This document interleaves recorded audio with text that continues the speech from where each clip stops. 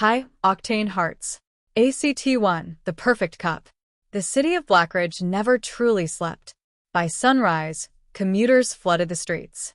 By sunset, the city's underground came alive. One woman belonged to the night. Another man belonged to the dirt. Neither expected their worlds to collide over coffee. 26-year-old Valentina Rossi slid her matte black sport bike into a hidden garage beneath an abandoned warehouse. Her leather jacket was scuffed from another midnight race. She removed her helmet, revealing messy dark hair and emerald eyes. The crowd erupted. "You smoked him." No one corners like Rossi. Someone shoved a duffel bag full of cash into her hands. She barely looked at it. "I'm heading out." "Where?" She smirked. "For coffee." The room collectively groaned. You risk your life every weekend and you're addicted to espresso. It's called having standards. Across town, professional motocross champion Ethan Brooks had just finished another training session. His manager tossed him a sports drink. Ethan frowned. "This tastes like sadness." "You literally have sponsorships." "I want coffee." "You always want coffee." "Because coffee understands me." His mechanic laughed. "You know what? Go to Crescent Café. The place downtown? The best beans in the state." "I'm in." Crescent Café. The little cafe was famous among coffee enthusiasts. No loud music. No laptops. Just incredible coffee. The owner roasted every bean himself. Val entered first. Without looking up, she ordered. Double espresso. Ethiopian roast. 28-second extraction. The barista nodded respectfully. "You got it." A minute later, Ethan walked in. "I'll have a double espresso.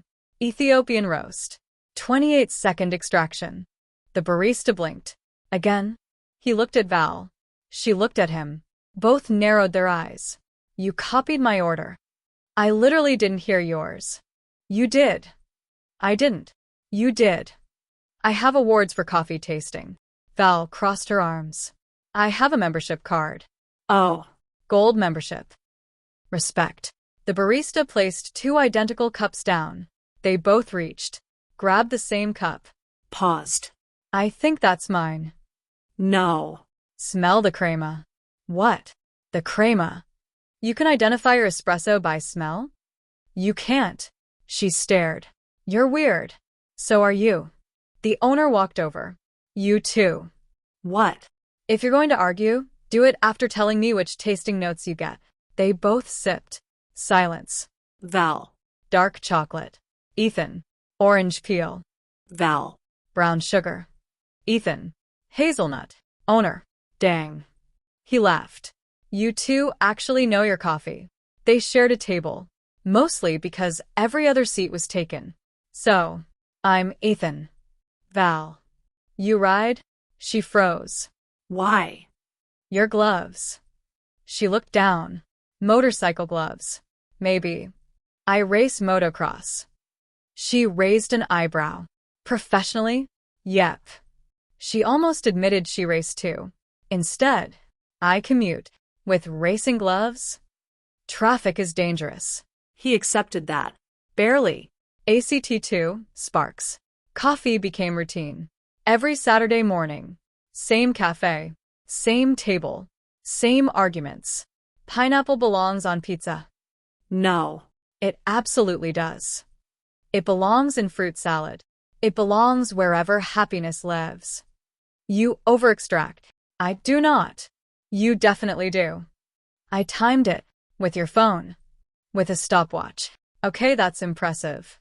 One Saturday, Ethan noticed bruises on her arm. "You okay?"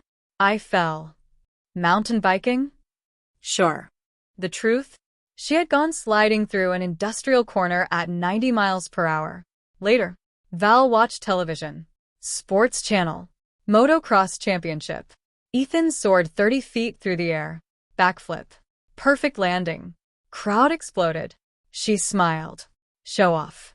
Her mob boss uncle entered. "You smiling?" "No." "You met someone?" "No." "You smiled." "Coffee." "Coffee made you smile?" "Yes." He stared. "I don't believe you." The secret. Ethan invited her to his next race. She came wearing sunglasses and a baseball cap. He won. Naturally. Afterward. You were incredible. You really watched every lap. He grinned like a kid. Later that night, Val lined up for an illegal street race. Helmet on. Visor down. No names. Only engines. The race began. She flew through abandoned streets. Sharp turns. Impossible lean angles.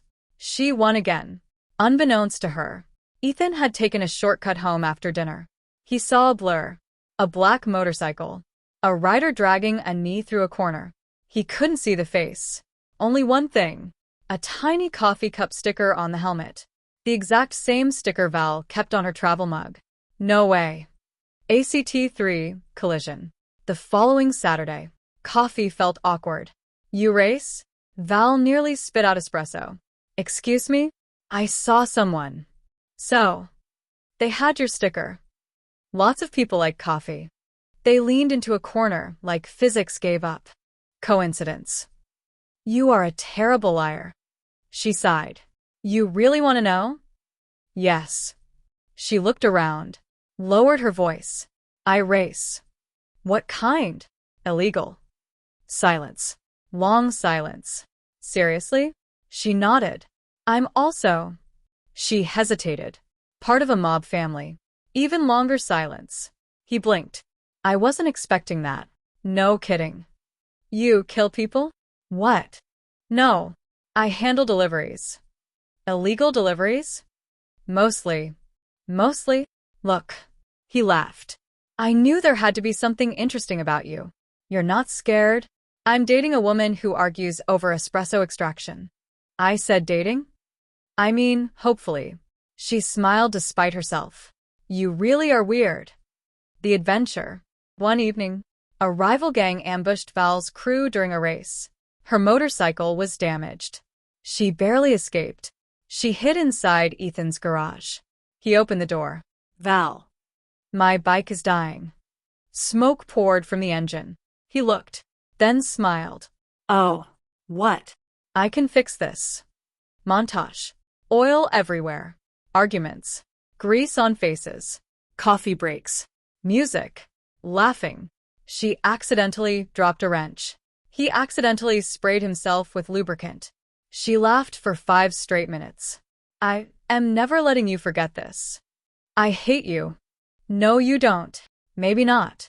By sunrise, the motorcycle looked better than ever. She stared. You rebuilt the suspension. You corner aggressively. You noticed? I watch people ride. She smiled softly. No one's ever paid attention like that. Final race.